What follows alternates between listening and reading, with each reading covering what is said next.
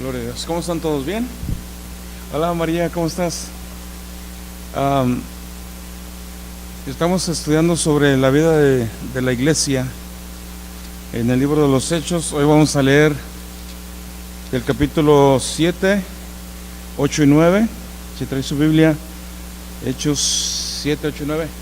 Si ve que me quedo así, es porque me duele bastante la cintura y me ando aguantando. Pero estamos aquí en la casa de Dios. Amén. Fíjense que estaba pensando hoy, este día, de lo rápido que están pasando los días. Ya el verano se nos va el mes que entra, ¿sí? En septiembre, ¿no? Ya en 3 semanas, 4 se nos va el verano y los años están pasando bastante rápidos. Hoy, ¿cuántos cumplen años este mes, el mes de agosto? Mana Carmen, Naomi, Alonso está cumpliendo hoy. Felicidades a todos los cumpleañeros. Ya saben que la gente guapa nació en julio, pero pues los que nacieron en agosto también. No, felicidades a todos. Ojalá, si ya pasó su día o está próximo, pues ojalá y lo lleven a comer a algún lugar, ¿no? Y que le den un buen regalo. Me acuerdo que cuando yo estaba chico, siempre que mi mamá cumpleaños y el Día de las Madres, siempre le llevaba un regalo. Y había veces que no lo abría, mi mamá lo ponía ahí en una mesa y yo le decía, abre pues tu regalo, y no lo abría. Y una vez le pregunté, le digo, ¿por qué no abres el regalo cuando te lo doy? Y dice, no, mejor, aunque no me dé regalo, nomás con que me hicieras caso, dice.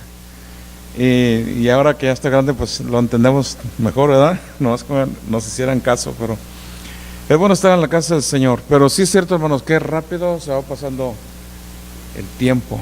2017 se nos va. Si usted se va a acordar, ¿se acuerdan cuando decían que en el 2000, en el 2000, ¿se acuerdan del Y2K? Que no íbamos a pasar el 2000, ahora dicen que del día 21 viene un no sé qué. Bueno, la gente saca cada cosas.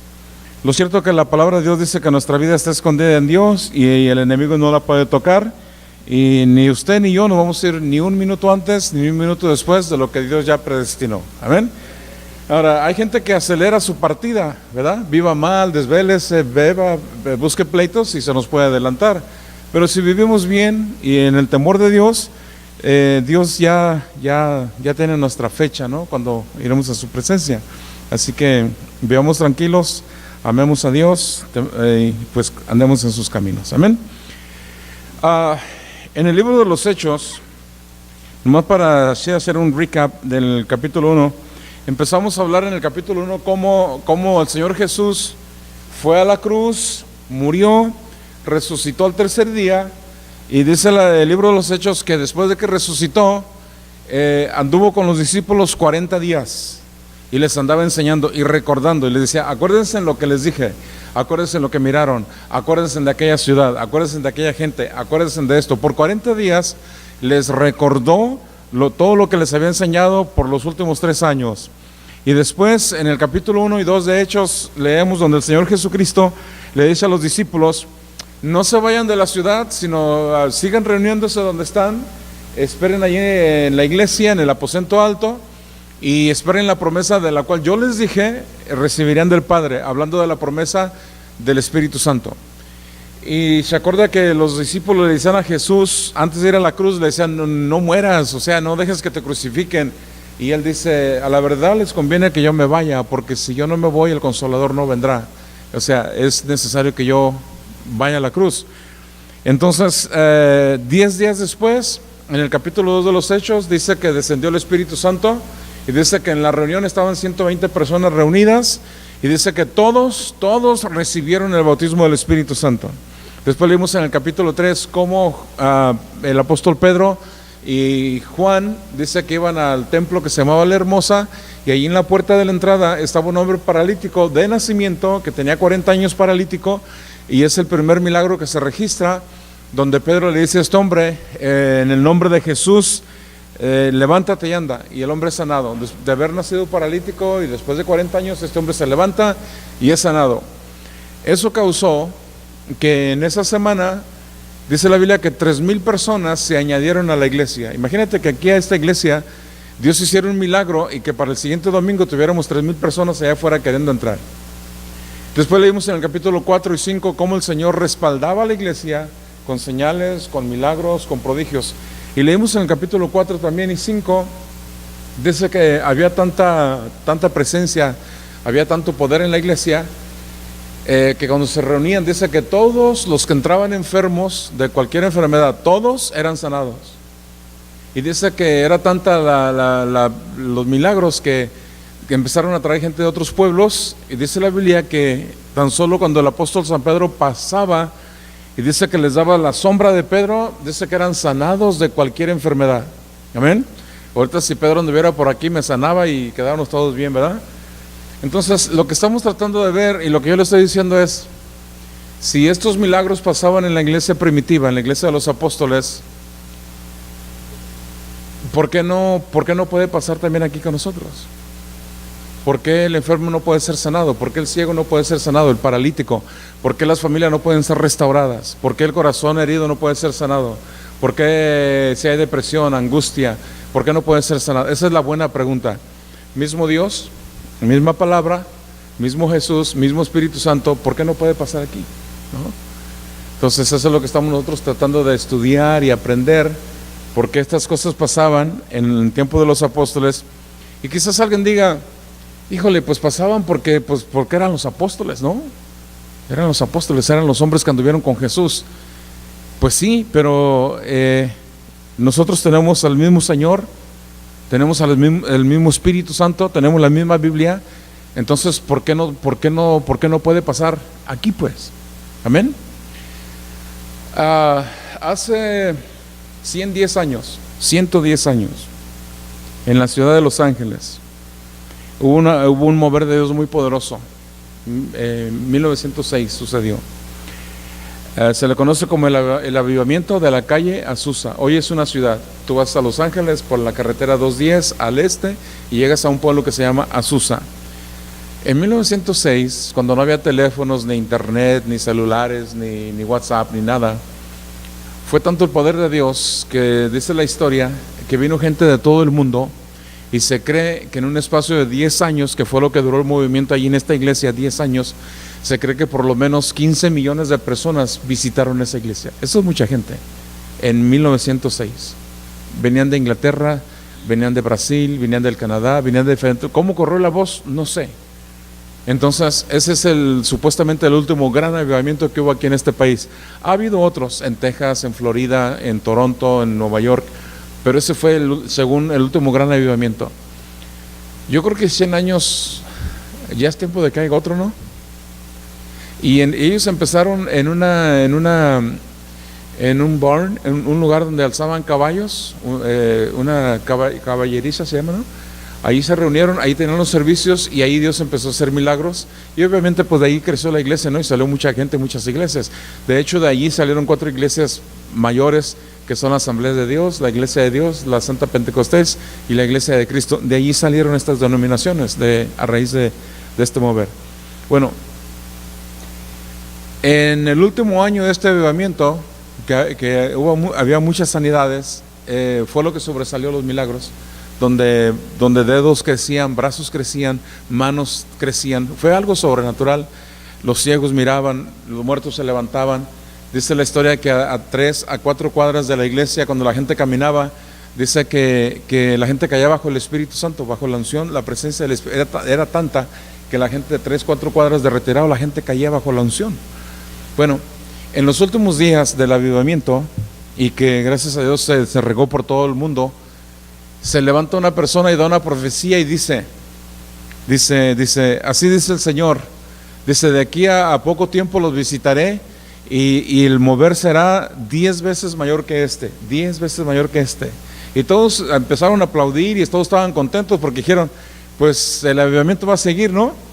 Pero la profecía después termina diciendo, esto lo haré de hoy a 100 años. O sea que hace 100 años Dios dijo que Él haría un mover 10 veces más grande. Y tiene que ser, porque ahora, por ejemplo, ahorita en el internet, ¿no? Ahorita nos están viendo en vivo en Instagram, me parece, y lo subimos a YouTube, y nos han mirado en Finlandia, ¿sabrá de dónde será eso? Nos han mirado en Francia, nos han mirado en diferentes lugares. Entonces un avivamiento sí puede ser 10 veces mayor de lo que fue. Y nos toca a nosotros pedirle a Dios que nos use, que se manifieste, que haga milagros y que empiece con nosotros, ¿no? Que empiece con nosotros. Entonces, eso es lo que estamos estudiando, la historia de la iglesia en el libro de los Hechos. Así que tiene su Biblia, el capítulo 7, por favor, vamos a leer el capítulo 7.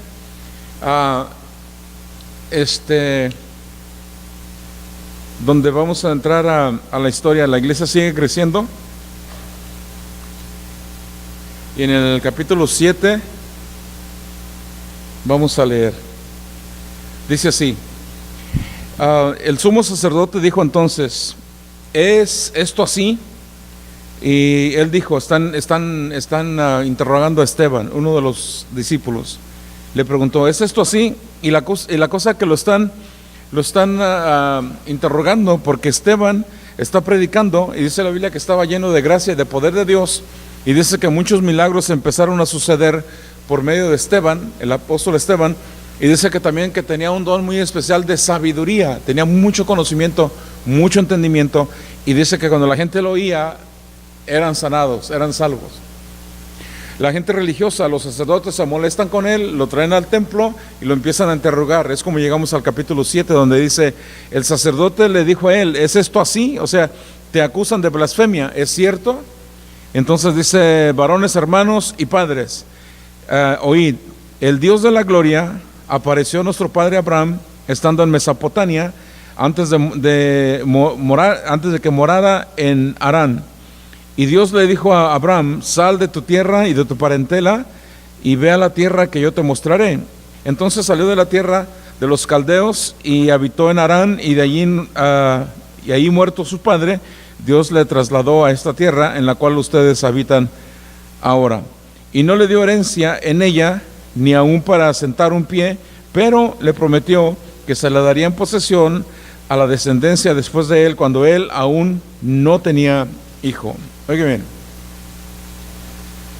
todos los que estamos aquí reunidos hoy, y yo lo digo por experiencia, yo tengo 30 años en la iglesia, tengo 30 años, 35 años, 33 años, y yo estoy convencido que nadie estamos aquí en esta noche por casualidad. Yo estoy bien convencido. Le voy a decir porque la primera vez que yo oí del evangelio, yo tendría unos 9 o 10 años, y vivíamos en la ciudad de San Luis Río Colorado, Sonora.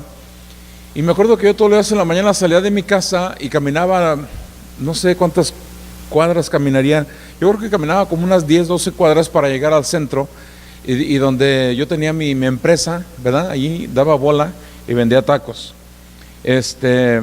Y ahí estaba, y sí, todos los días me iba de la mañana, me iba a las 8 de la mañana y regresaba a las 10 de la noche, porque en San Luis todos los días a las 10 de la noche sonaban todas las sirenas, las ambulancias, los bomberos, las patrullas, todo, 15 minutos antes de las 10, y esa era la señal de que ningún menor podía andar después de las 10 en la calle, porque lo llevaban a dormir a la cárcel, ¿no? Allí de la ciudad.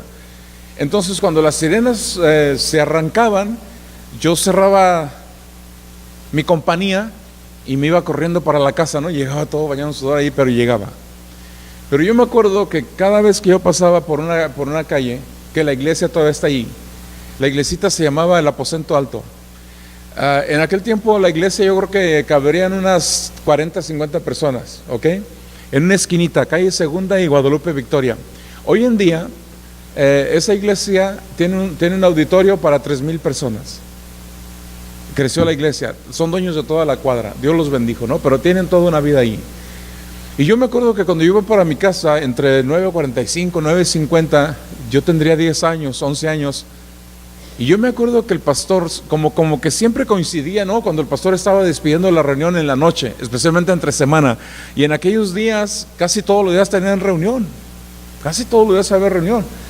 Y yo me acuerdo que yo me paraba en la puerta, y la puerta tenía un hueco que no cerraba bien, y tú puedes mirar de la calle para adentro, y el pastor siempre oraba por todos los que habían venido, pero él siempre apuntaba a la puerta y decía, Señor, y si alguien está viendo por la puerta ahí en la ventana que no se anima a entrar, sálvalo. Y me acuerdo que cuando él decía así, yo me escondía para que no me vieran, pero así pasaron muchos años.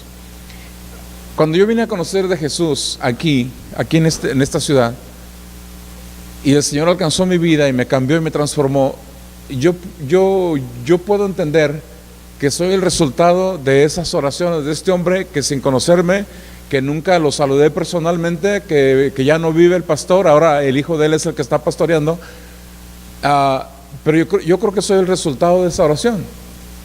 Y todos somos el resultado de esta promesa que Dios le dice a Abraham. Cuando Dios le habla a Abraham y le dice: Abraham, sal de tu tierra, sal de tu familia, sal de tu parentela y ve al lugar donde yo te voy a decir. Empieza a caminar y no pares hasta que yo te diga. Y Abraham le dice: ¿Cómo que así? ¿Cómo voy a dejar mi casa, mi familia, mi tierra? ¿Cómo que así? Y Dios dice: es que yo voy a hacer de ti una gran nación. Pero no tengas temor, Abraham, porque todo lo que tu pie pisare, toda la tierra que tu pie pisare, mientras estés de peregrino, yo se lo voy a dar a tu descendencia. Y de ti voy a hacer una grande nación. Ahora, Abraham tiene aproximadamente 70 años. Abraham nunca ha tenido hijos, su esposa es estéril, y Dios le dice: voy a hacer de ti una nación grande. Y más adelante Abraham le dice a Dios: ¿y qué tan grande va a ser mi generación? ¿No? 10 hijos, 15, 8, 7. Y Dios dice que le habla en una noche, le dice: sal para afuera y cuenta las estrellas. Y Abraham le dice: pues no puedo porque son muchas, no hay manera de contarlas. Y le dice: así será tu descendencia. Te voy a hacer grande, voy a hacer de ti una gran nación. Entonces Abraham va, se le conoce como el padre de la fe, y esa promesa nos alcanza a ti y a mí. Tú y yo somos de fe.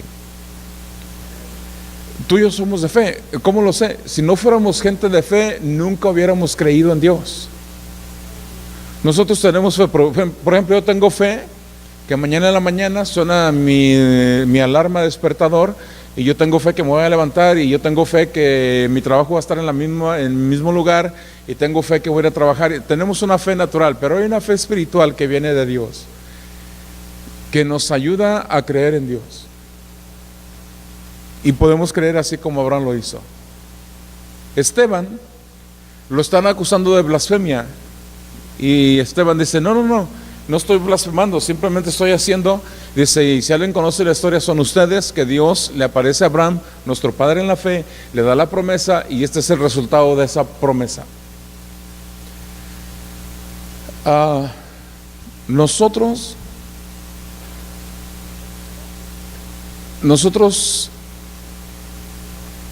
voy a usar esta palabra, nosotros estamos obligados. O sea, quieras o no quieras, tú vas a dejar una herencia a tu familia, quieras o no quieras. Hay padres que dejan discordia, hay padres que dejan violencia doméstica, hay padres que dejan alcoholismo, hay padres que dejan pobreza. Quieras o no quieras, tú y yo vamos a dejar una herencia a nuestros hijos.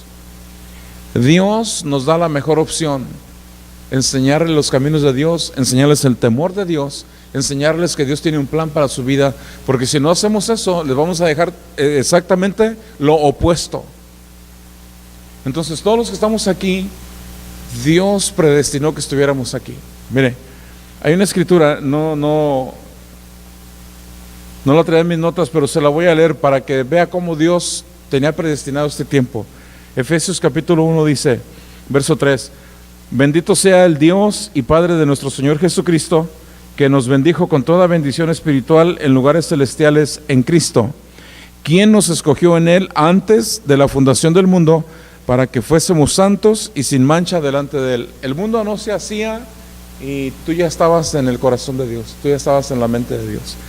Así que llegamos al libro de los Hechos. Esteban está haciendo milagros, Esteban está sanando gentes, Dios lo está respaldando, y la gente tradicionalista se le enoja, le dice: ¿con qué autoridad estás haciendo eso? Tú blasfemas. Y le dice: no estoy blasfemando, simplemente estoy cumpliendo una palabra que Dios le dio a Abraham, y que somos hijos de Abraham, y simplemente estoy cumpliendo eso. Yo creo que nosotros hemos llegado a este lugar, hermanos, y siempre lo he dicho. Quizás no estamos aquí porque hacía falta otra iglesia en esta ciudad, pero sí creo que Dios puede hacer algo a través de nosotros, que nomás a través de nosotros lo va a hacer. La buena pregunta es: ¿qué Dios va a hacer en este lugar a través de ti y a través de mí? No necesariamente en este lugar, en esta iglesia, sino a través de ti y a través de mí. ¿Qué Dios va a hacer a través de nosotros? Puede hacer muchas cosas. Tú puedes traer una persona a la iglesia y Dios lo sana. Puedes traer una familia destrozada y Dios la restaura. Puedes traer un matrimonio al borde del divorcio y Dios los sana. Dios sana la relación. Puedes traer una persona desahuciada del doctor y Dios la sana. La pregunta es, ¿por qué Dios nos trajo aquí? Y mire, todos tenemos, ¿cuántos de aquí a la casa? ¿Qué son? ¿7 millas? Todos tenemos 7 millas cada vez que venimos para acá para preguntarle a Dios y decirle, bueno, ¿y por qué para acá? ¿Y por qué estamos aquí? ¿Por qué vamos a ir a ese lugar? ¿Qué quieres hacer en ese lugar? Pero siempre la pregunta es, a través de mí. ¿Cómo me vas a usar a mí en ese lugar? ¿Usaste a Pedro? ¿Usaste a Esteban? ¿Usaste a Felipe? ¿A Juan? ¿Cómo me vas a usar a mí en este tiempo? Así como los usaste a ellos en aquel tiempo.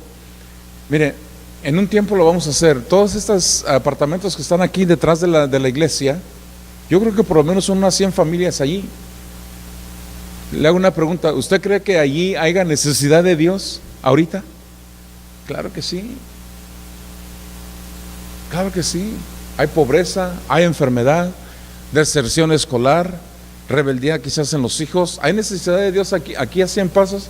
Claro que sí. Para eso Dios nos trajo a nosotros. Amén. Amén, hermanos. Ahora, Esteban está haciendo bien, la iglesia está caminando, la gente que no entiende lo interroga, lo acusa y le están acusando de blasfemia. En el capítulo 7, verso 17, también sigue hablando cómo Dios hace un milagro de liberación para su pueblo. Dice el verso 17, pero cuando se acercaba el tiempo de la promesa que Dios había jurado a Abraham, el pueblo creció y se multiplicó en Egipto, hasta que se levantó en Egipto otro rey que no conocía a José. Este rey, usando de astucia contra nuestro pueblo, maltrató a nuestros padres a fin de que se expusieran a la muerte a sus niños, para que no se propagasen, para que ya no se siguieran multiplicando. En aquel mismo tiempo nació Moisés y fue agradable a Dios y fue criado 3 meses en casa de su padre, pero siendo expuesto a la muerte, la hija de Faraón lo recogió y lo crió como hijo suyo. Y por los próximos 40 años, Moisés, un niño hebreo, crece como hijo de Faraón. Pues la hija de Faraón lo recogió y por 40 años vivió en el palacio. Hoy bien lo que te voy a decir. Los que venimos de México, los que nacimos acá, quizás no lo entiendan, pero los que venimos de México, después de 15 años, 20 años, 30 años, nuestras costumbres, aunque no quieras, van cambiando. Cambia nuestro lenguaje. Dejamos de hablar español y empezamos a hablar el Spanglish. Antes de venir a Estados Unidos yo no sabía lo que era parqueo. Yo no sabía lo que era pick-up. Yo no sabía lo que era marqueta. Yo no sabía lo que era palabras Spanglish, ¿no? Los de Texas dicen, para dar la vuelta, dice, échate una yuta. ¿Qué es una yuta? Una U-turn. Mejor dime que dé vuelta, ¿no? Así que no hablamos español, aprendimos el Spanglish. Cambiamos nuestra dieta, cambiamos muchas cosas, nuestras costumbres. Pero oiga bien lo que le voy a decir, en lo espiritual. En lo espiritual. Y le repito, si usted nació acá, usted no va a entender lo que le voy a decir, pero los que nacimos del otro lado del nopal, oiga bien lo que le voy a decir. La familia promedio en México eran 7, 8, 9 o 10 hermanos de familia. Mujeres de 50 años todavía estaban teniendo hijos. Aquí a los 23 ya se andan asustando. En México era normal que una mujer de 44, 45, 50, 51 todavía tenía hijos, todavía estaba creando esta mujer, ¿no? Familias numerosas, ¿no? Mi abuela materna, 23 hijos. ¿Sí? Conocimos a otro hermano también, ya está con el Señor, 28 hijos. Hágame el favor, ¿no? Hoy con 2 ya andan clamando la sangre de Cristo. Pero oigan lo que le voy a decir. Cuando lea la Biblia, es bueno que conozca la historia, el contexto, y vea más allá de las letras. Mire lo que es el verso 17. En el verso 17 y 18 hay algo escondido ahí. Mire, verso 17 dice, pero cuando se acercaba el tiempo de la promesa. La promesa era que Dios haría de Abraham una grande nación. ¿Y se acuerda cuántos años tenía Abraham cuando nació Isaac, su primer hijo? Tenía 100 años. ¿Ok? Cuando se acercaba el tiempo de la promesa. Por fe, levanta tu mano y di: el tiempo de mi promesa ya llegó. Algo tiene que pasar en nuestras vidas, hermano. Amén. La situación tiene que cambiar en todas las áreas, en las finanzas, en la familia, en el compromiso con Dios, en todas las áreas de nuestra vida. Diga conmigo: el tiempo de mi promesa ya llegó. Amén. No sé otros, pero en ti y en mí ya llegó. Dice: el pueblo creció y se multiplicó en Egipto, hasta que se levantó otro en Egipto, otro rey que no conocía a José. Y este hombre miró el potencial del pueblo y dijo: ¿cómo le hacemos? Porque se están haciendo muchos, ¿cómo lo limitamos? Oiga bien, cada vez que Dios te da una palabra, lo más probable es que el diablo se levante en contra de esa palabra. ¿Ok? Dios es omnipotente, el diablo no puede más que Dios. Pero el diablo sí pudiera estorbarnos, sí pudiera echar a perder los planes de Dios en nuestras vidas. Por eso la Biblia dice: orar y velar para que no entréis en tentación. Orar y velar porque vuestro adversario el diablo, como león rugiente, anda alrededor acechando a quien devorar. Entonces hay promesas que el diablo puede robar, puede estorbar. ¿Usted sabe lo que es un aborto? Cuando una mujer está embarazada y tiene un aborto, por X razón, un aborto, eso es la pérdida de su bebé. Espiritualmente hay cristianos que abortan también. Ahora, yo no soy doctor, pero se dice que cuando una mujer aborta una vez o dos veces, por X causa, ¿no? Especialmente si es alguna condición física, algo en su cuerpo, dice que es propensa a seguir abortando. Por eso cuando viene el tercer bebé o el cuarto bebé, los doctores ya recomiendan: pues mejor no tengas. O cuando nace el bebé se sorprenden, porque así es. Cuando una persona espiritualmente empieza a abortar, corre el riesgo de que todo lo que Dios ponga en su espíritu lo aborte. Y nosotros tenemos que tener cuidado de no abortar lo que Dios nos ha prometido a nosotros. Amén. Cuando el pueblo de Dios entró a Egipto y que fueron esclavos por 400 años, Dios les dijo: yo te voy a llevar, yo te voy a introducir. No fueron a Egipto porque los atraparon o cayeron en una trampa. No, Dios le dijo: necesito procesarte de tal manera que yo te voy a llevar a Egipto, pero no temas, yo voy a estar contigo. Así como entras, así vas a salir. ¿Y se acuerda cuántas personas entraron a Egipto cuando entró Jacob con toda su familia? 70 personas. ¿Ok? ¿Se acuerda cuántos salieron? Sin contar niños, 3 millones de personas. Era un gentío. Pero los últimos 40 años dice que se levanta otro rey y dice: ¿cómo le hacemos para que esta gente ya no se multiplique?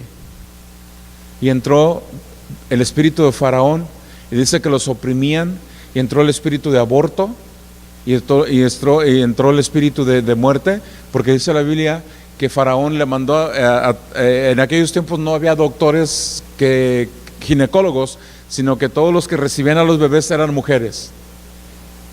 Y él mandó una ley en todo el país que todas estas mujeres que ayudaban a la mamá a dar a luz, la ley decía que cuando naciera un bebé, si era niña, podía vivir, pero si era niño, ahí lo tenían que matar y decirle a la mamá: nació muerto.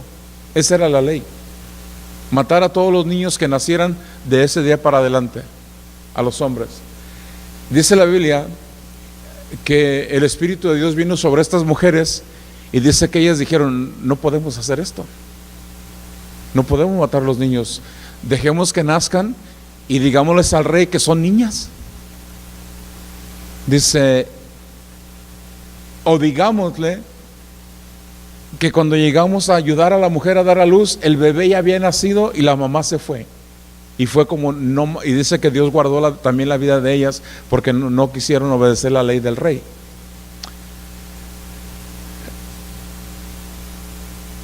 Sí sabes que el tiempo está pasando bien rápido, ¿verdad? ¿Va que sí?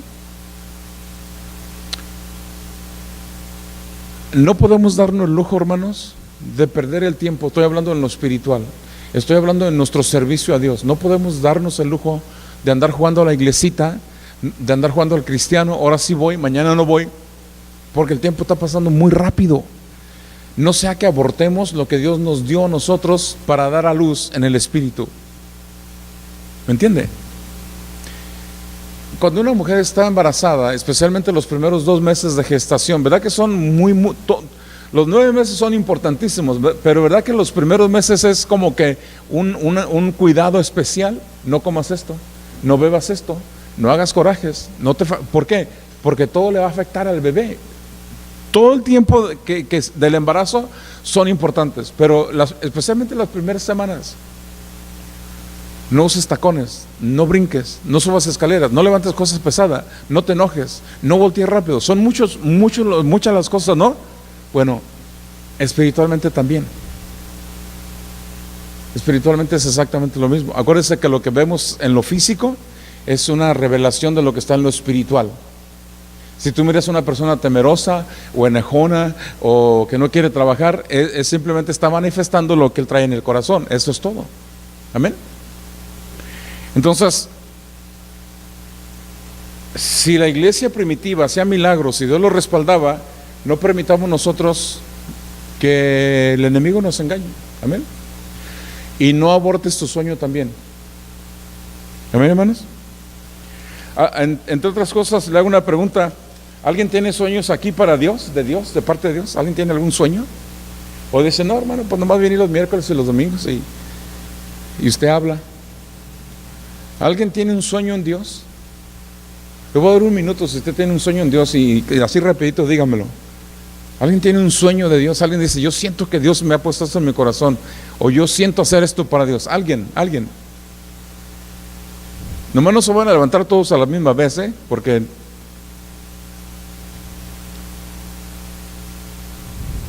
o todavía no están embarazados. Tienen que, hermanos, tienen que. Tú tienes sueños para tus hijos, tú tienes sueños para tu esposo, tu esposa, tú tienes hijos para tus nietos, tú tienes sueños para tus finanzas, tú tienes sueños personales, ¿sí o no? Claro que sí, todos tenemos sueños. Amén. No deje que el enemigo le estorbe en lograr su sueño en Dios. Amén. Capítulo 8.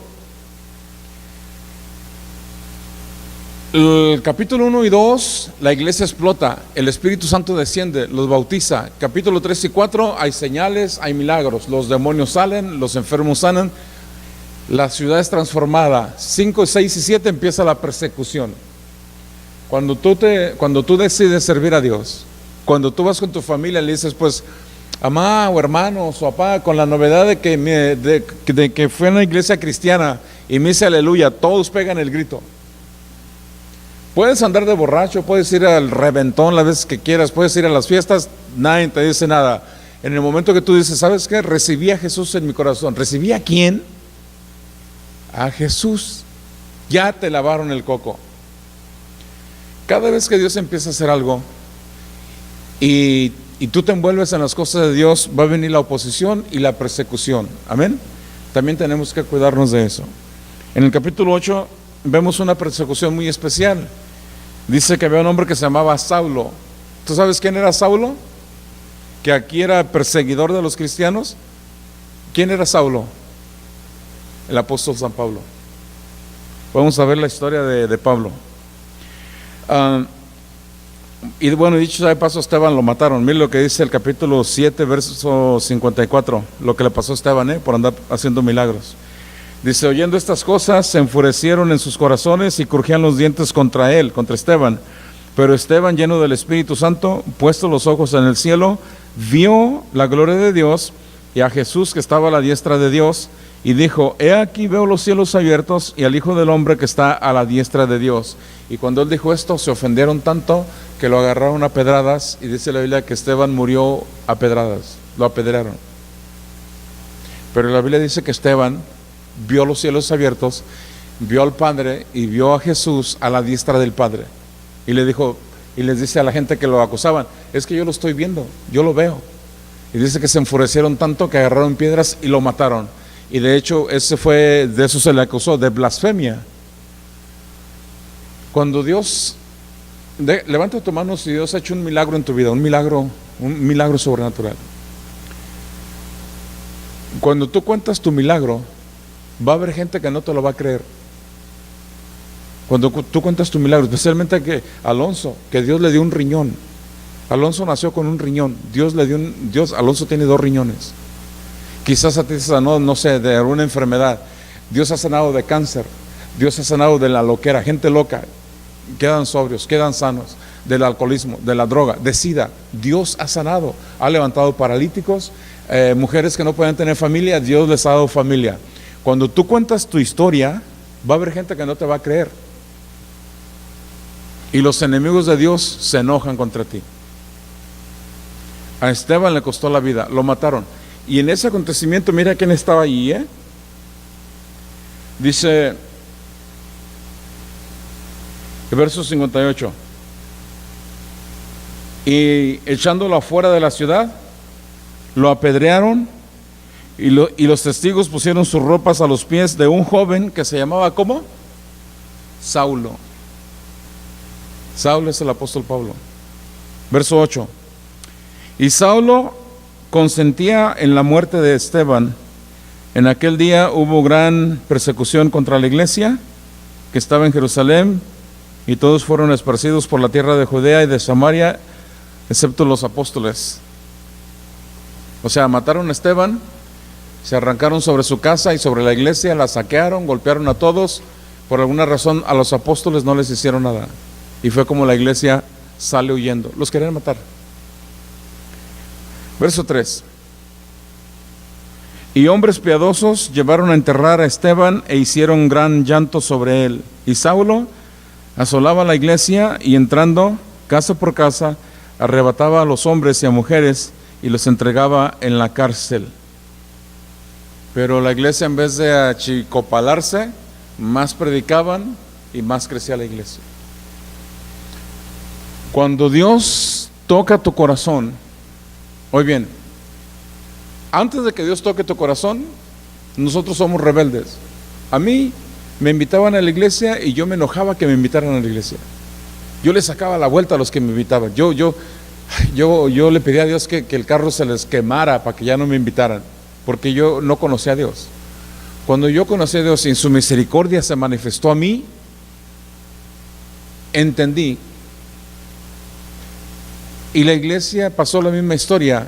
Los querían matar, pero tenían el amor de Dios tanto en su corazón, tenían tanta presencia de Dios, que en vez de callarse, sí salieron huyendo porque los iban a matar, pero a donde iban empezaron a hablar del evangelio. Cuando Dios toca tu corazón, tú no puedes parar de hablar de Jesús.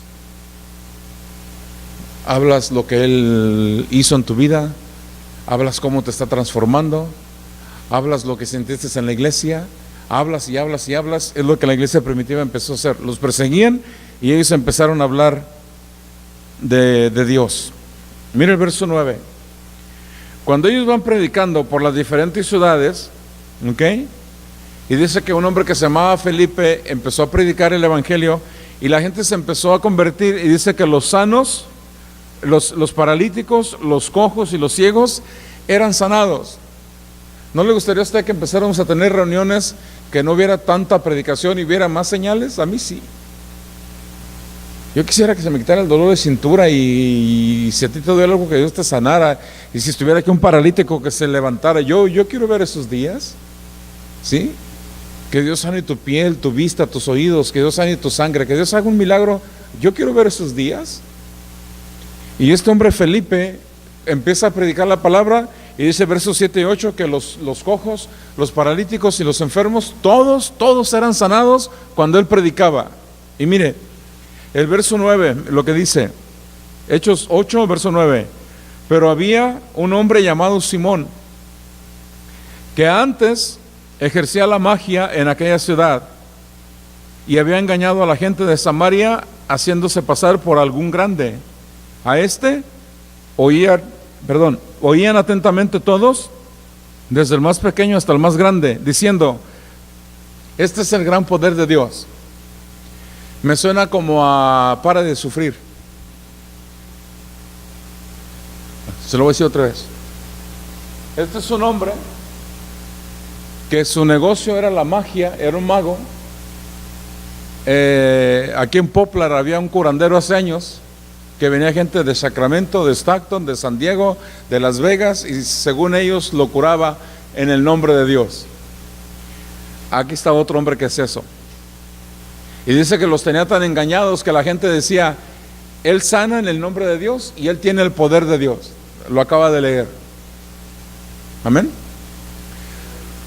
Cuando nosotros no conocemos a Dios, hermanos, si alguien me dice, mira, ve a Mexicali a que te hagan una limpia, yo voy, porque no conozco a Dios. Si alguien me dice, este es el número de la suerte, pruébalo. Y una pregunta que siempre me he hecho yo, ¿no has mirado en la televisión cuando los psíquicos te dan que tu color favorito es el color de rosa, que tu número preferido es este, que ahora vas a comer chiles rellenos y y yo siempre me hago esta pregunta, si de veras adivinan el futuro, ¿por qué nunca se sacan la lotería ellos, pues? Y les preguntas, te dicen, no, es que yo no me puedo hacer rico. ¿De veras? No traes ni dónde caíste muerto y te sabes los números del superloto, que ahorita tiene como, no sé, como 300 millones tiene ahorita el superloto, y le andan dando los números a la... ¿Por qué no se la sacan ellos? Porque son engañadores. Porque las pócimas que preparan y los remedios que hacen son estafadores. Muchos de ellos están enfermos. De hecho, la Biblia dice que caen enfermos de su propio pecado.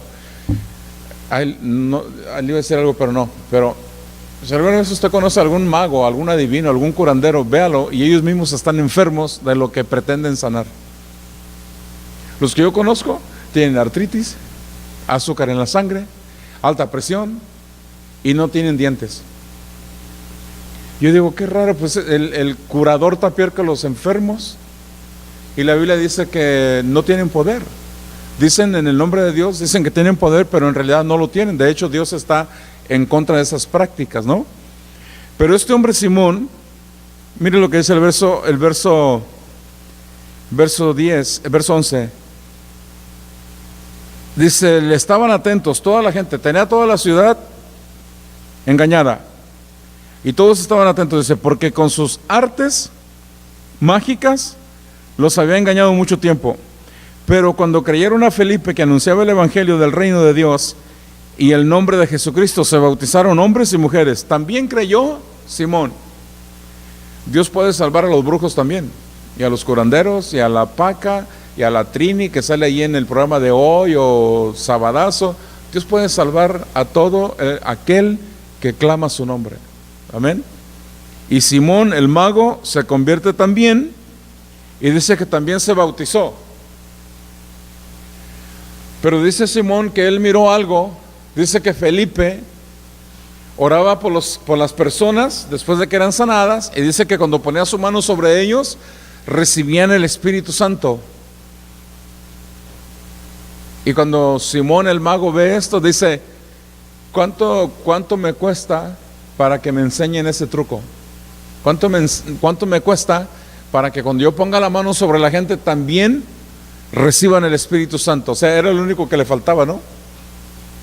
No solo eso, sino que toda su congregación de él, cuando miraron los milagros de Dios que Dios hacía a través de Felipe, se fueron y se convirtieron al evangelio. Así que su iglesita se quedó sola, y él va a ver qué está pasando allá, y también él se convirtió al evangelio. Otra vez, no es el tema, o a lo mejor sí es el tema, pero cuando una persona no conoce a Dios, uno se arrima a cualquier lugar, a cualquier secta, a cualquier grupo, y no todos los grupos son de Dios. Todos hablan de Dios, pero no todos los grupos son de Dios. ¿Sí? No todos.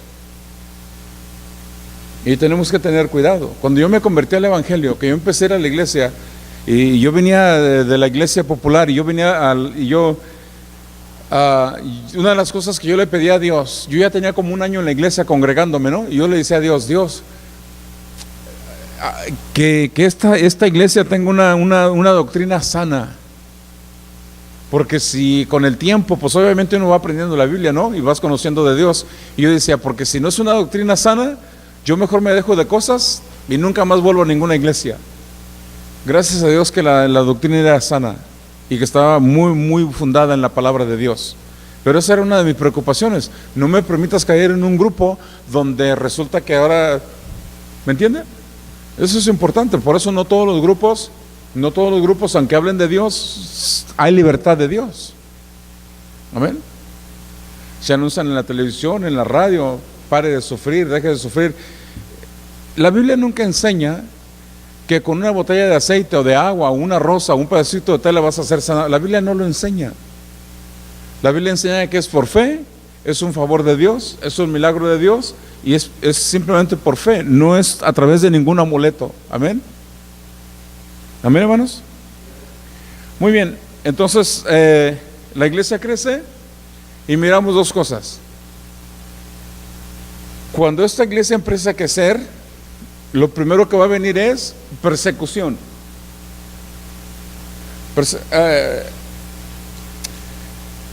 La palabra sutil es una palabra que se usa mucho. Aquí en este lugar en tiempo de invierno hace neblina, ¿verdad? Hace neblina, baja la brisa y...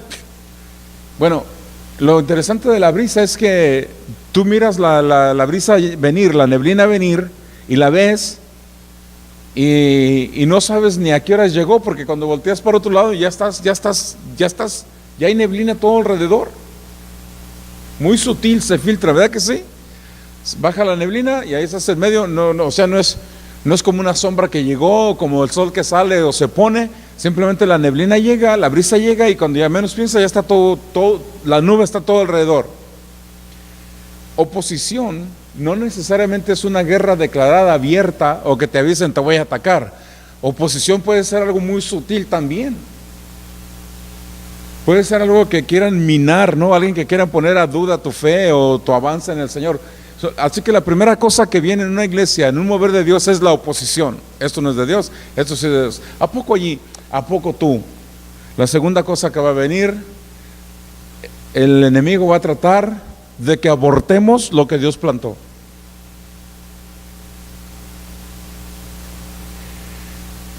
Las hermanas, una pregunta, muy, muy respetuosamente. Cuando usted salió embarazada de su bebé, especialmente si era el primero o el segundo, ¿alguna vez, hermanas, ustedes se encontraron así y estaban comiendo algo normal, tranquilo, ¿no? Y de repente dijeron, ya no debo de comer esto?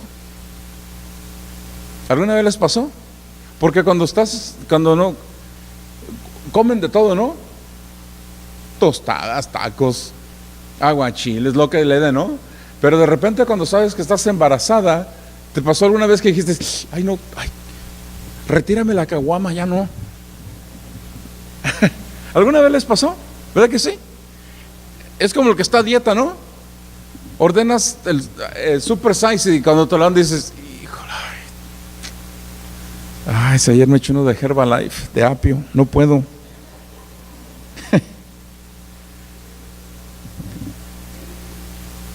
¿Por qué se privan de comer ciertas cosas? ¿Por qué? ¿Qué pasaría si si ingieres bebidas? ¿Qué le puede pasar al bebé? Lo daña, ¿no? Cuando Dios pone algo en tu vida, cuando Dios pone algo en esta iglesia, cuando Dios pone algo en tu espíritu, tenemos que cuidarlo, no sea que abortemos. Amén. Y la tercera cosa que va a pasar, hermanos, es que va a haber gente que cuando ven que la oposición no te detuvo, cuando ven que no abortaste, van a tratar de imitar o disuadirte a ti y decir, es por acá, mira, también esto es de Dios, también vente por acá, esto es de Dios, o eso es mucha iglesia, o eso es muy exagerado. ¿Me entienden lo que le estoy diciendo? Porque lo estamos viendo aquí. Estrategias del enemigo. Primero la oposición.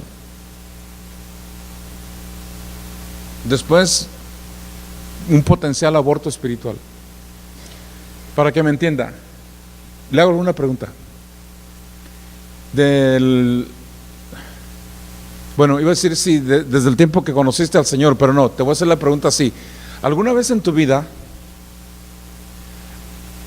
te ha pasado algo o has hecho algo y de repente tú dices, hijo, ¿para qué me descuidé?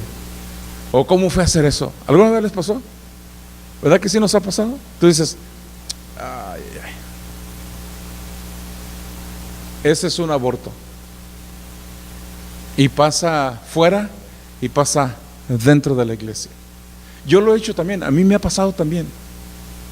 Personalmente me ha pasado, como pastor me ha pasado, como en el trabajo me ha pasado, que estoy, híjole, ay, ¿para qué me adelanté? ¿Para qué me esperé? ¿Me entiende? Eso es un aborto. Y aunque quedáramos embarazados una segunda vez, ya no es igual. Pudo haber sido una promoción en el trabajo, pudo haber sido una bancarrota, pudo haber sido algo que te pasó, ¿verdad que todavía te acuerdas? Te dices, sí, híjole, y luego uno para consolarse uno, ya no me puede, ya no siento nada, pastor, pero ay, una vez pasó. Bueno, si no te puede, ¿para qué te acuerdas todavía? Esos son los abortos. Y finalmente, tratar de disuadirnos, tratar de imitar lo que estamos haciendo. Amén.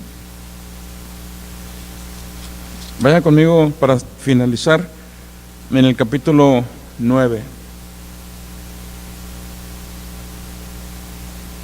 Capítulo 9. Vuelve a aparecer Saulo. Dice así: Saulo, respirando aún amenazas y muerte contra los discípulos del Señor, vino al sumo sacerdote y le pidió cartas para las sinagogas de Damasco, a fin de que si hallara algunos hombres o mujeres de este camino, o sea, del cristianismo, los trajera presos a Jerusalén. Fíjate, este ingrato se fue hasta Tulare, a Baisele, a Bequesville, a traerlos a todos los que fueran de Poplar. Fíjate, tanto era el celo de Saulo, que se iba a otras ciudades, a otras regiones, y si hallaba a los cristianos que habían esparcido, los apresaba y los regresaba para que los juzgaran bajo las leyes hebreas, los acusarían de blasfemia, lo más probable, ¿no? Y les iban a dar exactamente lo que le dieron a Esteban: muerte, apedreados, porque la ley de Moisés decía que si alguien blasfemaba el nombre de Dios, muriera irremisiblemente. Y Pablo andaba buscando gente en otras regiones, en otros estados, y los traía presos para atrás para juzgarlos según sus leyes y acá matarlos. Ese era el celo que él tenía. Ahora, oiga bien, ay, ¿me puedo sentar, hermanos? Ay. Le voy a hacer una pregunta, yo estoy seguro que usted ha oído esto, ¿ok? Es un dicho muy popular, dice, ¿ahora cómo dice? Dice, del amor al odio solamente hay, ¿lo ha oído usted? Del amor al odio solamente hay un paso. ¿Nunca había oído esa expresión? Del amor al odio solo hay un paso. ¿No lo ha oído? Bueno, se lo relato así gráficamente. ¿Alguna vez tenías a alguien así que lo amabas mucho, lo querías, y ahorita te cae bien gordo? Eso es lo que quiere decir. Del amor al odio hay un paso. Y así es, ¿no? Dabas la vida primero por él o por ella y ahora se la quieres quitar. ¿Verdad? Entonces, le digo esto porque mucha gente dice que Pablo sentía odio por las cosas de Dios. Pablo no sentía odio, Pablo sentía celo. Y Pablo en su corazón, sinceramente él pensaba que estaba haciendo un bien al perseguir a los cristianos. ¿Ok? Él dice, yo lo hice, pero no lo hice por odio, lo hice por celo. Yo quería que las cosas de Dios fueran claras y todo, y por ese celo perseguía a todos los que él pensaba que estaban mal, y el que estaba mal era él.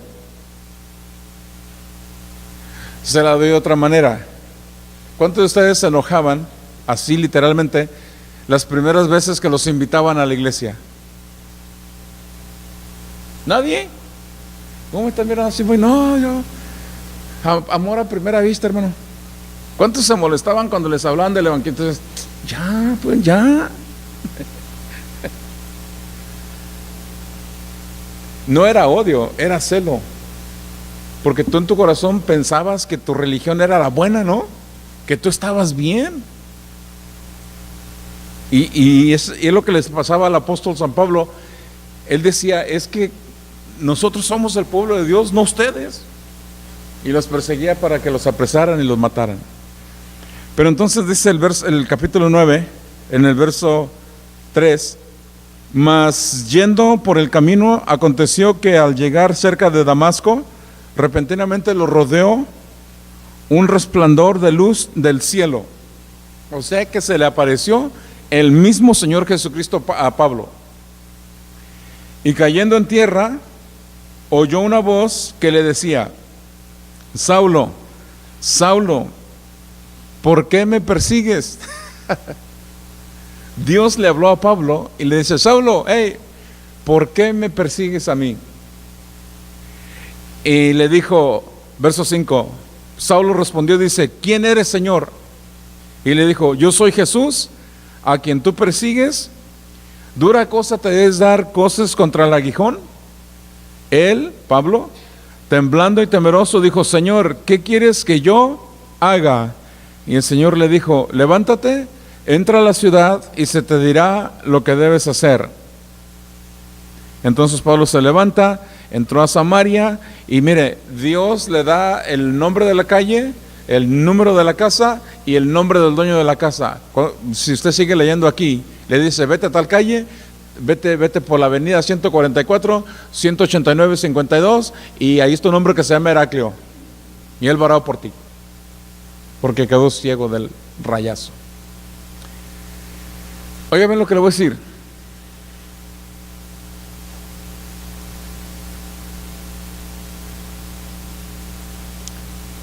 Le voy a hacer una pregunta y casi con esto ya terminó, ya. Cuando un pastor le diga que va a terminar, no le crea, porque los pastores no saben parar. Pero ya voy a terminar. Le voy a hacer una pregunta. ¿Qué cree usted qué fue lo que hizo que Jesús se levantara de la muerte? ¿Qué dice la Biblia? ¿Qué fue lo que levantó a Jesús de la tumba? ¿Qué fue? No quién, sino qué. ¿Qué fue lo que levantó a Jesús de la tumba? El poder de Dios.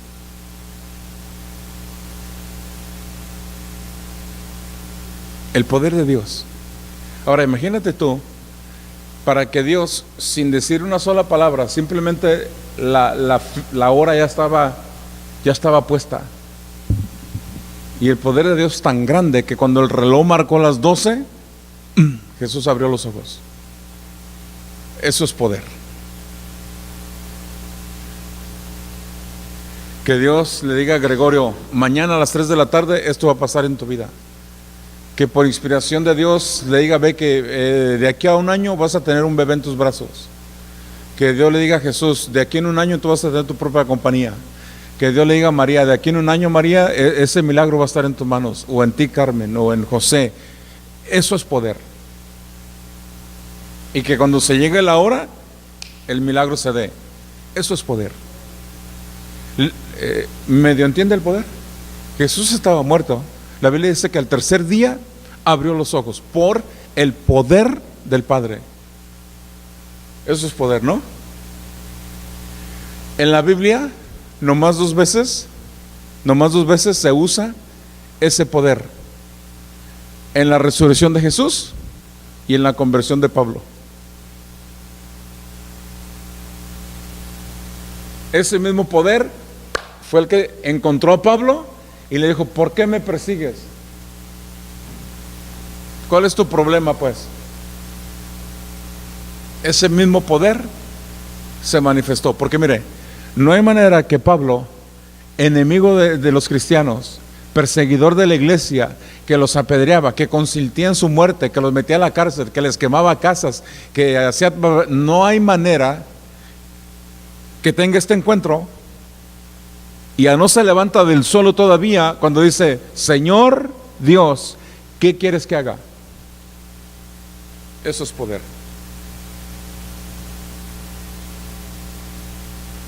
No sé si ustedes han oído un testimonio que en veces hemos puesto en la radio, en una predicación donde está predicando Isabel Contreras, donde ella está predicando en el estado de Chiapas, me parece, y están predicando 3-4 días en una campaña, y sin saber ella, hay un hombre allí en el pueblo que trae las intenciones de matar al pastor y matar a los que se le atraviesen, y trae la intención de entrar a la iglesia y matarlos adentro de la iglesia. ¿Han oído ese testimonio?